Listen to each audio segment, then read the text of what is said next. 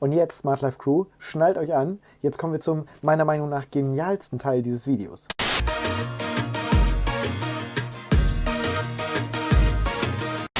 Ein Foto von Schloss Schwanstein. Sehr schön. Mein Fazit lautet, dieses Gerät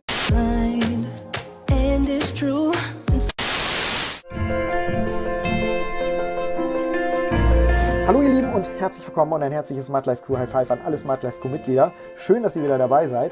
Die Firma AngLink hat mich angeschrieben und mich gefragt, ob ich Lust hätte, hier ihr neues Diktiergerät zu testen.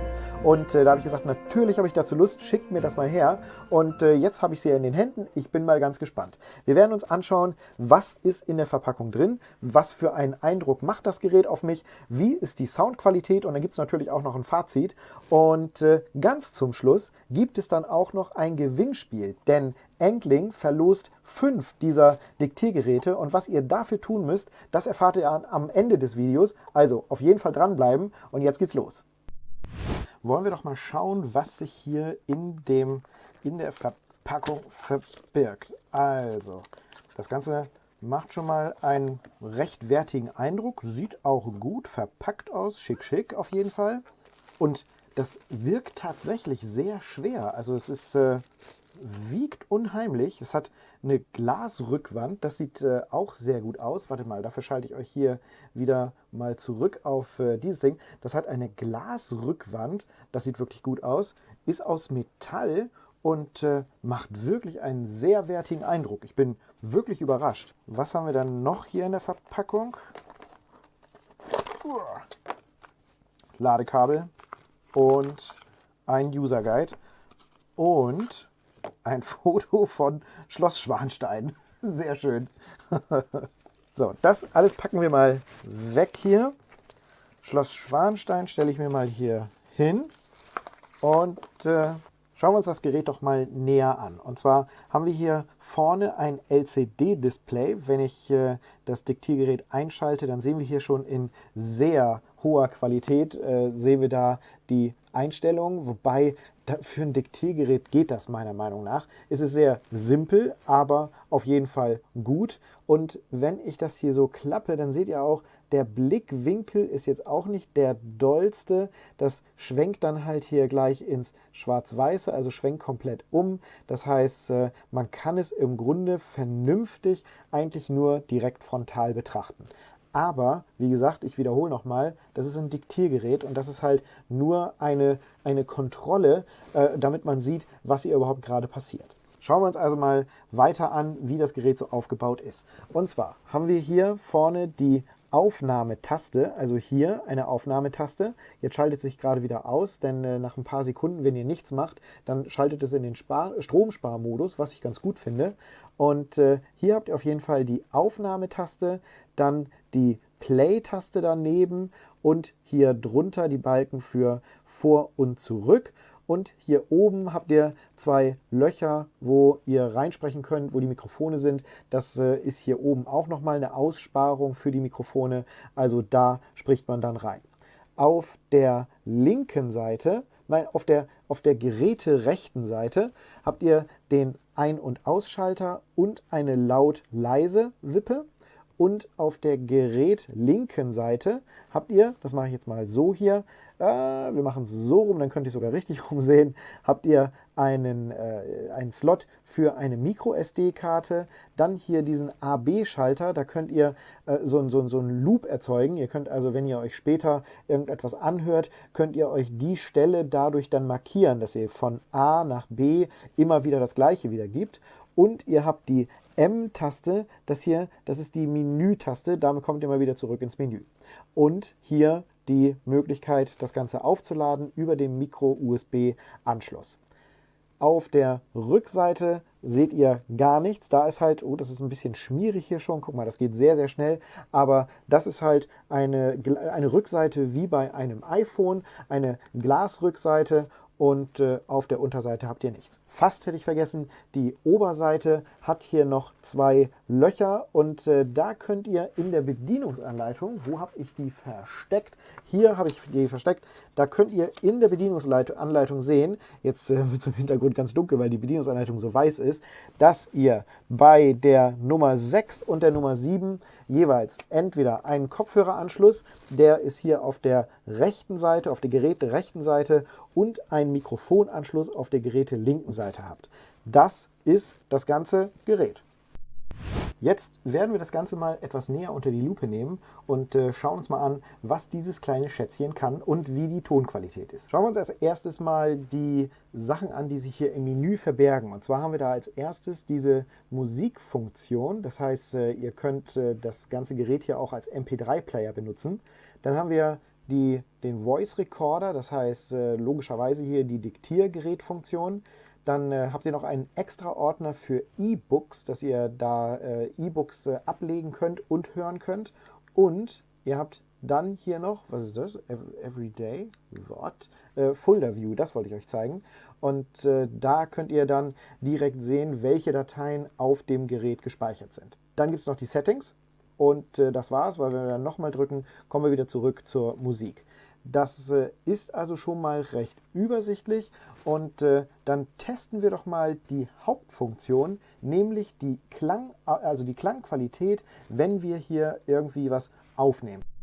Bevor das allerdings richtig losgehen kann, müssen wir noch mal eben gucken, dass die Einstellungen richtig sind. Wenn wir nämlich hier in den Recordings sind, dann haben wir die Möglichkeit, hier auf die Play-Taste zu drücken und dann verschiedene Einstellungen vorzunehmen.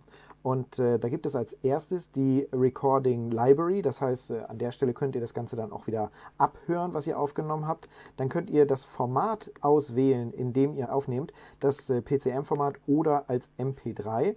Ich wähle hier mal MP3 aus und dann könnt ihr die Bitrate auswählen, in der aufgezeichnet werden soll. Und da müsst ihr aufpassen, das ist standardhalber in 32 Kilobit, Kilobit pro Sekunde eingestellt und das solltet ihr schon in die höchste Qualität in 192 Kilobit pro Sekunde umändern und da dann in dem Format aufnehmen, weil sonst wird die Qualität wirklich sehr, sehr schlecht.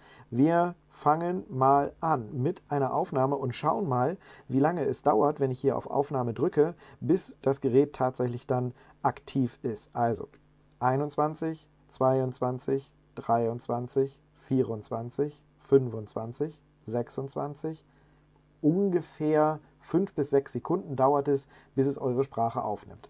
Und das werde ich jetzt mal machen und werde hier mal den Text reinsprechen. Ich werde einfach mal parallel in beide sprechen, denn ich habe ja hier mein Mikrofon am Hemd und habe hier jetzt das Mikrofon laufen, also das Diktiergerät laufen und nehme einfach mal meine Stimme auf. So, das heißt, so wie ich jetzt gerade spreche, klingt es, wenn ich entweder in das Mikrofon, also in das rote Mikrofon spreche, oder im Vergleich, wenn ich in das Diktiergerät spreche.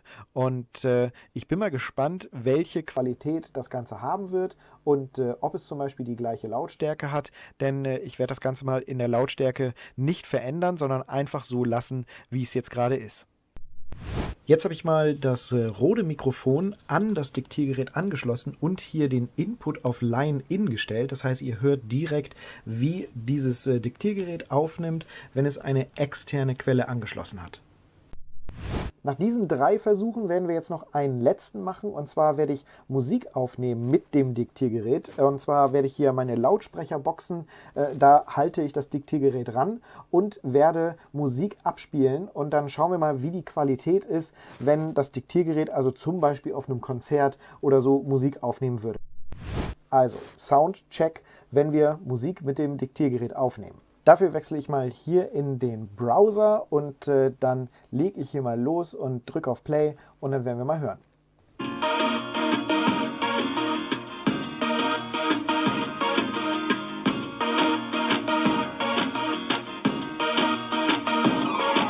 Now girl, if you need a little love, let me know what's on your mind. And it's true, it's so hard to let go even after all this time. I won't never ever make the same mistake again.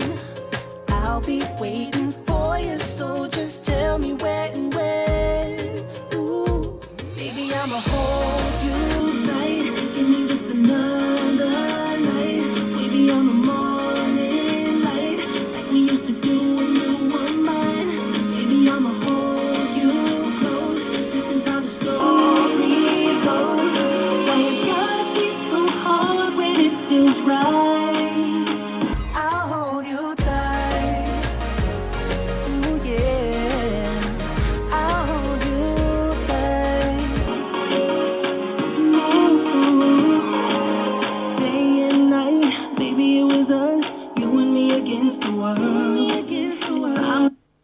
das muss dann auch reichen, um mal einen Eindruck zu bekommen von dem Ganzen. Was wir jetzt nochmal machen werden, ist, ich werde das Aufgenommene nochmal abspielen über diesen Lautsprecher hier im Gerät und werde das mal hier an das Mikrofon halten und dann hören wir mal, wie die Qualität über diesen Lautsprecher ist. Also drücke ich hier mal auf Play.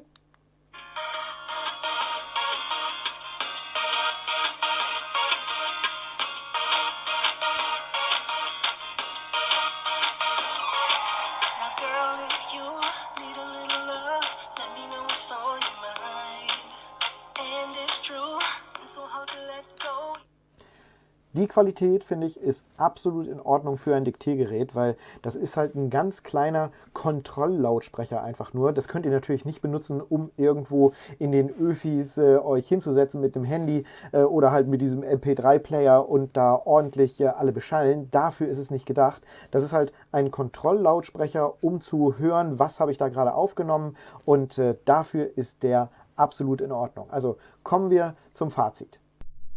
Zu Anfang meines Fazits würde es mich aber interessieren, was haltet ihr von dem Gerät? Also was war euer Eindruck? Wie hat euch der Sound gefallen und hat man da einen großen Unterschied gehört, eurer Meinung nach?